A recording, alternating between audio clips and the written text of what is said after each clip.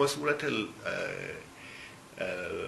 suratul kafi Allah yana cewa inna ja'alna ma 'alal ardi zinatan laha linabluwahum ayyuhum ahsanu amala wa inna laja'iluna ma 'alayha sa'idan jurza.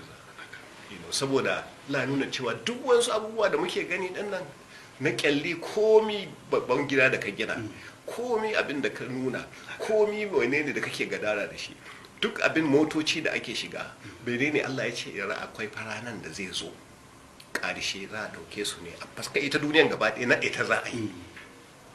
Don haka ba komi ranan. To duk lokacin da mutum ya tuna ka zo duniyan nan kai kadai, za ka koma kai kadai.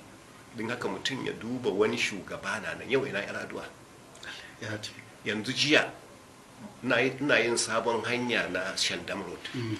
Jiya ni da wazirin lafiya, sakataren gwamnati na, muna wuce gidan wani wanda ya sunan shi Haruna Abubakar, ya yi manajin darakta na PPMC, ya yi kaza ya yi kuɗi, in ya shigo lafiya da gaba ɗaya kamar lafiya za ta tashi. Mun wuce gidan shi ba kowa, ya bar duniya don ba shi, maganan shi ma ba a yi, ba ma mai kiran sunan shi a lafiya. To haka dukkanmu wata ran kana kira na malamin gona ko almajirin gona ko ma menene, shi kenan labarin Sule ya tafi, ba ma labarin shi, ba wani wanda ya kula kuma da shi, an riga an naɗe ana wani sabon magana. To duk lokacin da ka tuna wannan, in kai shugaba ne